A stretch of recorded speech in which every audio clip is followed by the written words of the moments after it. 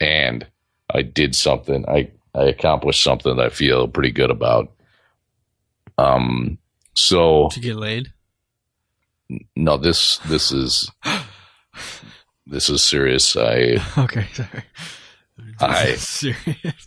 No, this is serious. Come on, bro.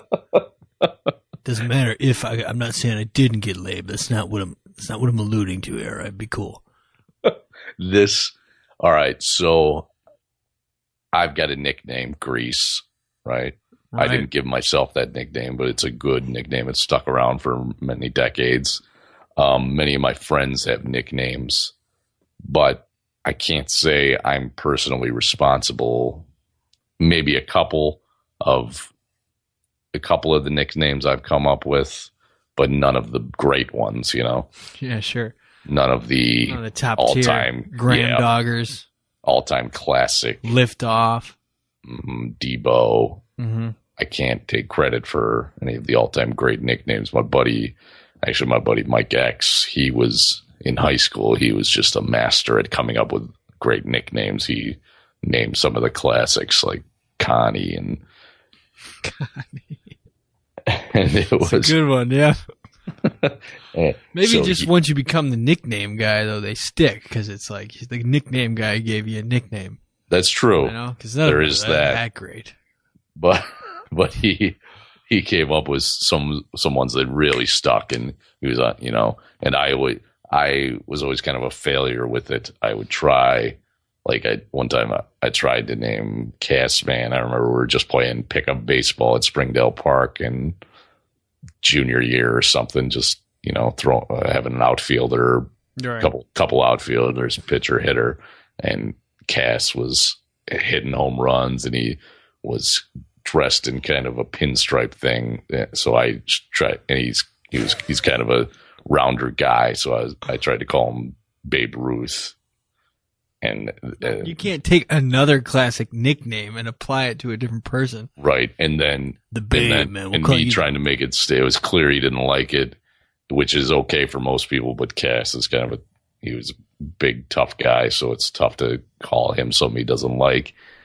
And also, then, wow, what am I just call? I'm calling a guy Babe. You should have been there that day when he was hitting those. Yeah, you'd get right. It's a lot of explaining, and it wasn't. No one else was picking up on it the day I was saying it. I was really trying to make it stick. I remember it clearly, and everyone was like, "Just kind of, man, give it a rest on the Babe Ruth stuff." It was embarrassing. Yeah, it was a terrible attempt at trying to nickname someone, and since then, I think I've been kind of scarred with it. I just haven't done a good job. I've been in that was, you know, decades ago, and I've been in a rut. I've never gotten a good nickname off, but I think I changed everything this Saturday at that Wisconsin bowling alley where magic happens. All right, do tell. Okay, so a couple pitchers in, moved I was hanging with some people, hanging with the bride and groom for a while, and then moved over, was hanging with his best man, his brother, and because he's like, "Oh, you want to get in on this game?" I stepped in to bowl for somebody. So we're throwing some pins and drinking some beer and eating some curds. And at one point we're bowling, and I asked about, all right, so it's my good buddy that got married, Graham Dogger, and his brother Pat. And I asked Pat about his good friend who's also up there and bowling with us, his last name is Dana. All right. Okay. So I was like, I asked Pat, all of a sudden inspiration struck, and I was like, has anyone ever called Dana Zool? Nice. Ghostbusters? Right, yeah. All right. So I was like, I felt like I'd finally broken through. I was like, and Pat was like, "What does that mean?"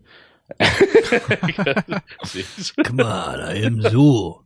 So I told him, did the line, like, remember Peter Venkman is with Sigourney Weaver, and she's possessed by a demon, and he's like, "Is Dana? I want to talk to Zana. I want to talk to Dana. I mean, oh, Zuli, you nut, you know, and there is no Dana, only Zool. Right. And her eyes light up. Mm-hmm. So I was like, oh, this is perfect for Dana. We should, you know, we could call him Zool. This is going to work out great. Yeah. And so. Maybe the gatekeeper for sometimes we're going to switch it up. Yeah, exactly. And so I what was. Up, Zool, the gatekeeper? Give me some skin. Once I reminded Pat of that line, he was like, yeah, that works. That's, you know, that could definitely work. Because everyone just calls Dana, and it's just his last name, and that works for, you know, many of my friends. I just call them by their last names, but this is, you know, when there's an opportunity for a nickname, especially a unique nickname, I don't think you're going to run into a lot of Zools out there. Mm-mm. I really feel this landed for the first time in my life. I did something, so so I wanted to push it. So Pat seemed accepting once I gave it to him. And come on, didn't you learn anything from Babe Ruth? You cannot be too pushy, man. You gotta. I know. Just let it marinate. So I was getting. I got him to Pat to kind of support it as I just casually called him Dana Zool a couple times, and Liftoff was there as well. So I got Liftoff. He's a Ghostbusters fan, so I got him in on it, and then. So throughout the bowling match, then, you know, whenever he got a strike, he's like, all right, way to go, Zool. And as he was getting a little more lit and into it, at one point he was calling himself Zool. He accepted it and seemed to embrace it beyond acceptance. He was like, I'm Zool. Like, yes, like celebrating a spare. So, and I wanted the word to spread, so I kept telling everyone if you could please refer to him as Zool from now on. Did you change the name on the bowling screen?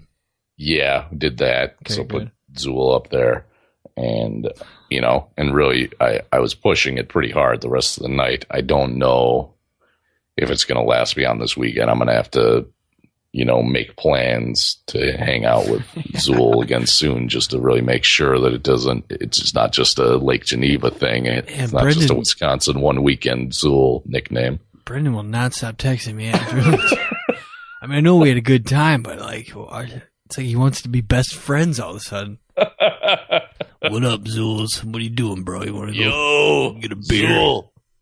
I don't care where you are. I'll meet you. You let me know. I can travel. I'll find you. It's cool. Maybe just add me on Find My Friends, and I'll seek you out. Am I right, Zool?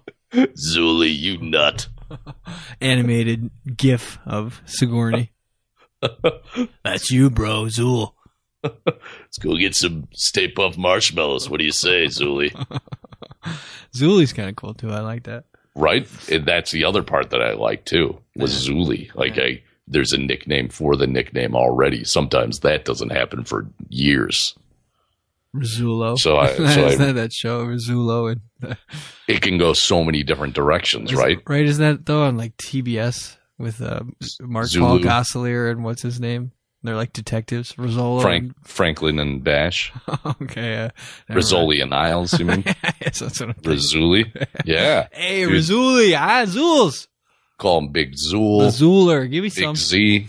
Yeah. It can go so many different. This could change his life. I wish that was my nickname. Right? Right. We could come up with something for you. Well, I'm the Mad Dog. Yeah, the Mad Dog's good. It's stuck for the most part with you. Uh-huh. And a couple of select podcast listeners will reach out and call me Mad Dog. Yeah. But my only other nickname that ever stuck was Butters. Butters, like South Park? Yeah. Yeah. How'd you get that? I never heard you called Butters. Mostly because I love butter. It's a mix of one, a little bit like butter. It's Butters. And I like butter a lot. Dude, I wish I would have known you were. I'm not totally sure, but who started calling you Butters? A friend of mine, John. Okay, when was this? A long time ago? Late high school into college.